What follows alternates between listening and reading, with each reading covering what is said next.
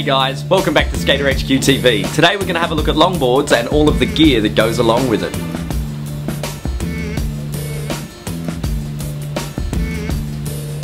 A longboard is anything that's not a new school trick board or an old school pool board. Even if it's a smaller board like a penny, it's still technically a longboard.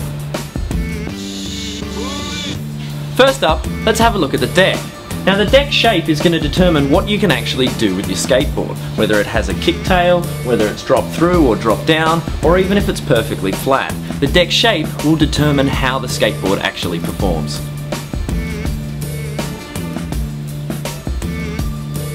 A board with a kicktail is going to have a pivot point, which means you have the ability to get the front end of the board off the ground. This means getting over bumps and cracks is going to be a lot easier, and it will allow you to do tic-tacs and manuals as well. Also, turning corners is going to be much easier.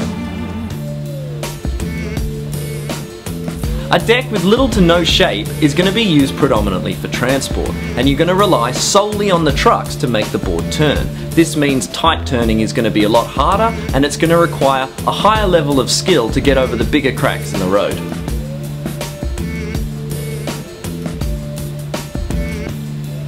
A drop-through deck is going to have the trucks mounted through the deck. This is going to give you a lower center of gravity and make it a lot more stable and easier to slide. Most drop-through decks are symmetrical. This means that they're going to handle forwards and backwards exactly the same. So if you do a 180 slide, you don't have to slide it back if you don't want to. A drop-down board still uses the more traditional top mount setup, but the board itself has been pressed down. This, like the drop-through, gives you a super low center of gravity and unrivaled stability at high speeds.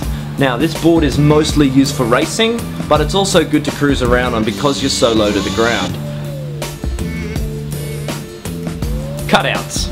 Decks with cutouts allow you to run a bigger diameter wheel without the need for a riser pad. Since top mount boards have got a limited space between truck axle and deck, if you use too big a wheel, you can catch when you're turning. The benefit of using a cutout versus a riser pad is that you keep a low center of gravity. You just got to be careful where you put your feet.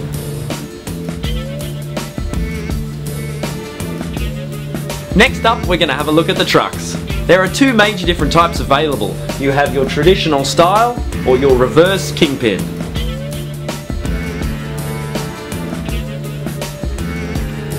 The more traditional style of trucks don't turn as much, but they are more stable. They're commonly found on smaller cruisers and some of the longboards that have kicks. A reverse kingpin truck uses a different geometry, so it has a much sharper turn.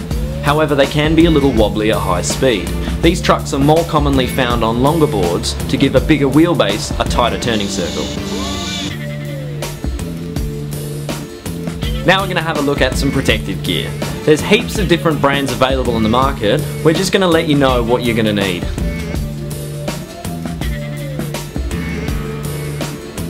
First and foremost, helmets. You've only got one brain, you better look after it. There's two major types that we sell here, skate style and bike style. The bike or road style of helmet has a thick polystyrene core and a thin layer of pads. It's designed for high density impact on road use. If there's any chance you could get hit by a car, you should be wearing one of these.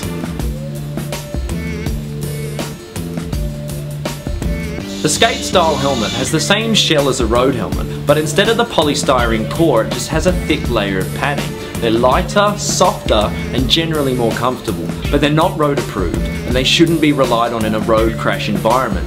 These helmets are for general stacks and stumbles only.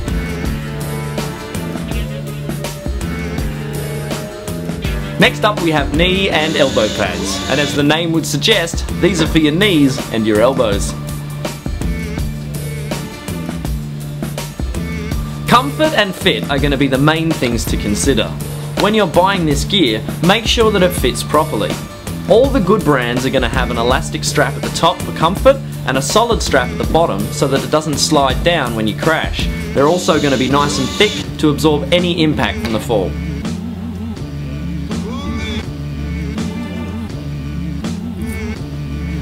Wrist guards. These are a must-have for any skater. Human nature causes us to protect ourselves when we're going to get hurt, and it's usually the hands that go down first. Wrist guards do two things. Firstly, they immobilize the wrist with a plate at the back and the front to avoid any hyperextension, breaks or sprains. And they also give you a hard plastic surface to slide on when we fall, which will stop you getting any grazes or cuts.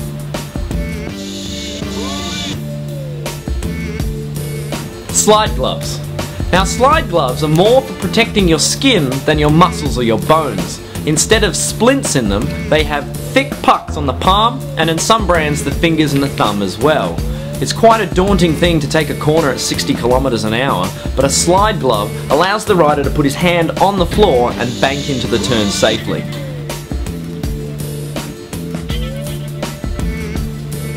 Last up, we're going to have a look at the wheels. There are hundreds of different brands, colours and styles available. The two major things you're going to look at is whether it's a soft wheel or a hard wheel. Generally speaking, a soft wheel is going to give you more grip in turning and a smoother roll, whereas a hard wheel is going to slide easier, but for general skating is going to be a little bit bumpy.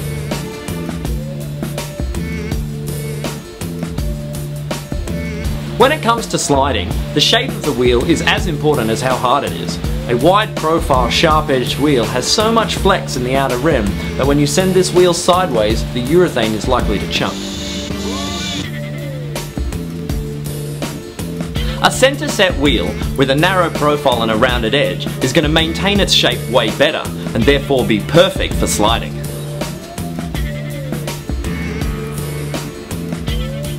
As you can see, there's a lot to think about when purchasing a longboard. Hopefully this video will help you choose what's right for you. And we'll see you next time on SkaterHQTV.